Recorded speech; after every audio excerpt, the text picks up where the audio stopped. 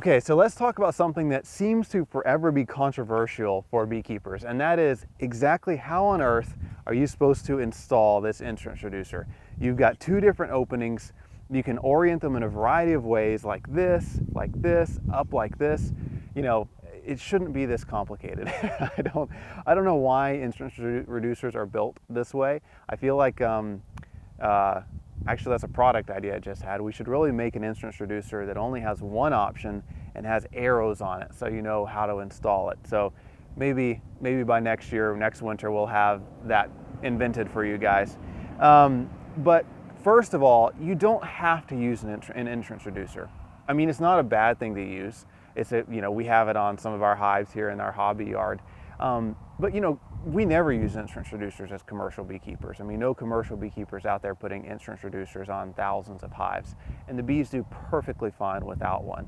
So don't feel like you have to put this on, or if you forgot, don't feel like your beehive's going to die because you forgot to put the entrance reducer on. But it is helpful. It helps keep the mice out. It does help keep some of the cold wind out of the hive. So it's not a bad thing to do, but don't feel like it's a critical piece. Honestly, a lot of us talk about it this time of year because, hey, let's face it, it's December. There's not that much else to talk about in the bee world. So here we go.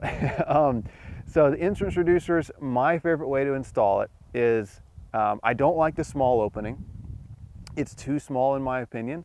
It's too easy for bees to die and clog up the entrance. So if you have it on like this, with the small entrance faced just like this, and you have 2 weeks of cold weather, and let's say this is a really strong hive, you might have an inch of dead bees on the bottom of that hive, because if you've got continuous cold weather, the bees can't come out and clear out all the dead bees off the bottom board. And so you might actually get enough bees to cover up this hole significantly.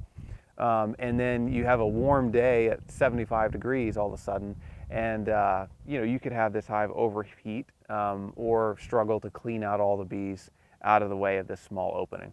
Probably not going to happen, but again, hey, what else do we have to talk about? Sorry girls. My favorite way is to always use the biggest opening, and I like to face it up. So I like to put it just like this, facing up. And you can see the bees are excited to have their entrance reducer in. And that way, if bees fall and die on the bottom board, they have to pile up even more to cover this entrance versus flip the other way. And this gives the bees a bigger entrance to come and go from, and you're probably not going to have so many bees pile up to cover it up if it's in this orientation. So that's my favorite way to do it.